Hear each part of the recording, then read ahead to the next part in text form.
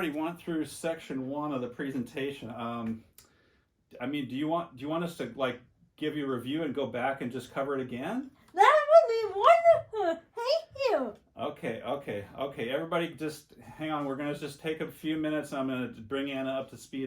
Somebody arrived to a meeting late or in the middle of a meeting.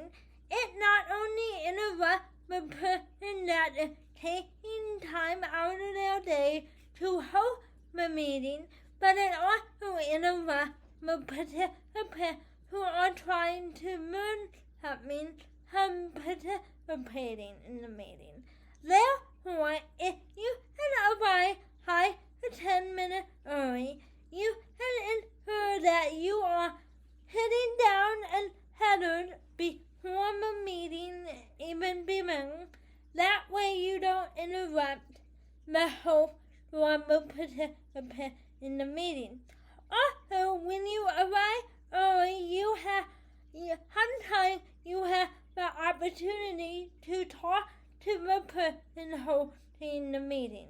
This would be a perfect opportunity to you if you had to discuss a topic that was unrelated to the meeting, or hand them your business card and introduce yourself personally, or to ask for any accommodation you may require. So with that, I recommend you show up to the meeting at least 5 minutes beforehand, so you have plenty of time to prepare and take care of any business you may need to before the actual meeting begins. So this next topic is about guardianship, and I wanted to start with a little story that I heard that I think that'll really help everyone understand the subject. When I was working about a year ago, I heard about a family where a young man he was like 14 years old, and he was his own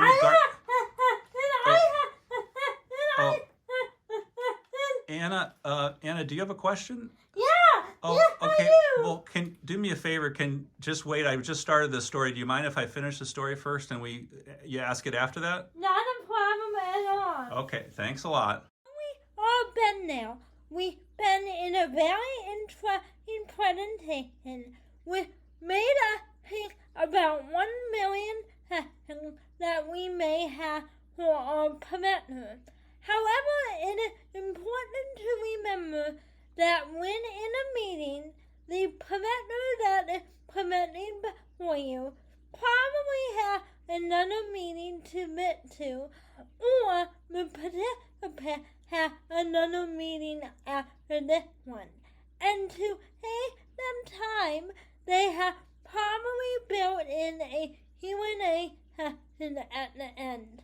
So if you could please hold your questions to the end of the presentation, this will allow you not only to make sure that they don't address it in the presentation before the end, but also to make sure that you are being respectful of the people around you and their time, as well as the presenter with his or her time.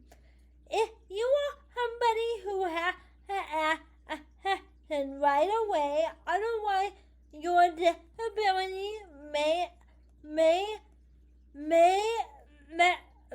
allow you to lose track of what you were going to ask, I recommend you bring a notebook to the meeting, and every time you have a question, you can write it down to ensure you don't forget what you wanted to ask.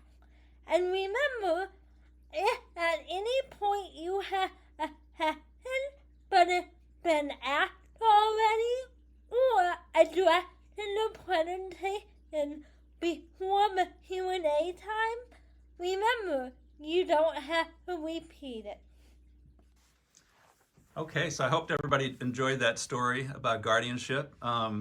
I'm just going to stop here and make sure you don't have any questions about that or about some of my intro about guardianship. Does anyone have any questions? I do. Oh, Anna, yeah, what's your Do question? you know what type of meeting we're meeting in the city for next week? The meeting in Jefferson City? Yeah. I don't know. I'm not really involved in that, so I'm not sure. But maybe at lunch break you can ask your advisors or other people who are going to be involved in that, okay? Okay. Okay, yeah. Does anybody have any questions about guardianship, about the story I just told?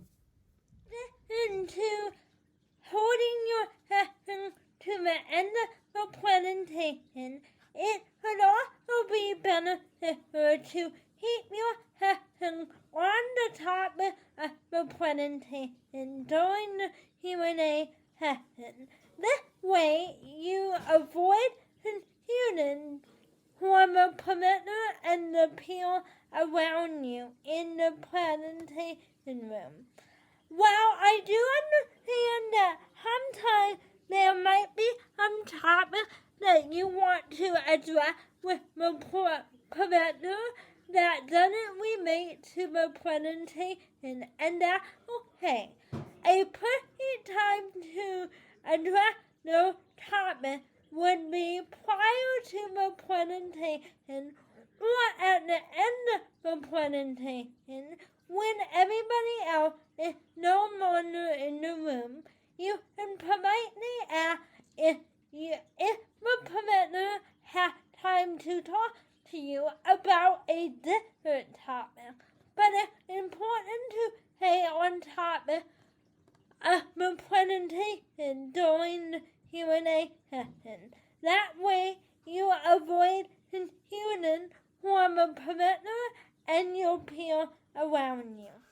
All right, so let's jump into section 5 of the presentation, which is about transportation. And I know that's a hot topic because it's difficult to get rides when you need them and have them be reliable. So I'm going to go through a number of points about it, and then I thought we could have an idea sharing at the end and hear your ideas. So I think we can have that bill that was hot transportation. Oh, the bill in Jefferson City? Yeah. Yeah, Anna, that's a good idea. I just said we're gonna try to do the ideas at the end. So is it okay if I go through my talking points first, and then maybe we can have your idea in a little while? Yeah. Okay. So here we go. Idea are validated. Your idea are wanted. That is why there are often times during the presentation where a presenter might ask you to do an activity that involves your own idea or ask for your feedback at the end of a presentation. But it's best to hold your idea until the presenter is ready for them. That way, you can make sure that your idea are thoroughly validated and thoroughly heard rather than halfway heard because you blurted them out in the middle of a presentation.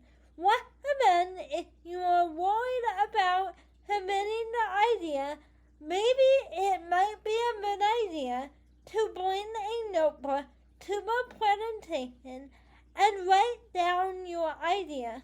That way, when it is time to present them, whether that be during an activity or feedback, or at feedback time, you have them all ready to go and you don't have to interrupt and risk your idea being invalidated because they have to move on to the next part of the presentation.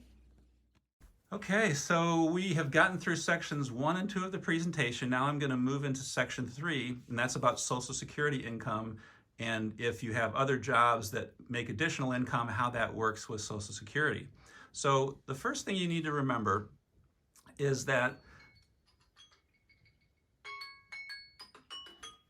Oh, Dad, I thought I turned that down. I'm so sorry. Oh, it's okay. No problem, Anna. If you could maybe turn the volume off on your phone, that would be great, would you? Absolutely, I'm so sorry. Okay, that's all right.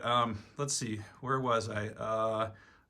Well, I'll just start over. Okay, so section 3. We all met in the dinner a 2020 where technology can be very helpful for so many when it comes to accessibility.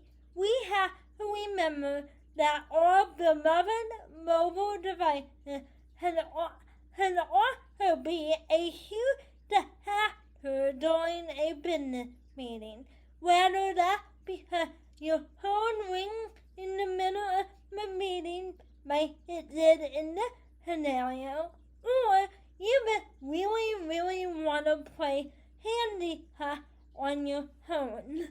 While those are very valid things, it is important to remember that you are in a business meeting with other individuals who are trying to know about their business and learn everything they can while in that meeting. So while you might not care that your phone is ringing in the middle of a meeting, or that you desperately want to play handicap, it is important that you mute all your devices by putting them on Do Not Disturb or turning them all the way off before going into a meeting. And remember that you are more than welcome to have them on you if you are using them for the right reasons, like note-taking, or maybe you need it as a visual aid, or maybe you need it because you are assessing an emergency call from your parents. But also, remember to use your device respectfully, which may include muting your devices and turning your attention to the perimeter and only using your phone on hybrid mode and looking away from the perimeter when it is absolutely necessary.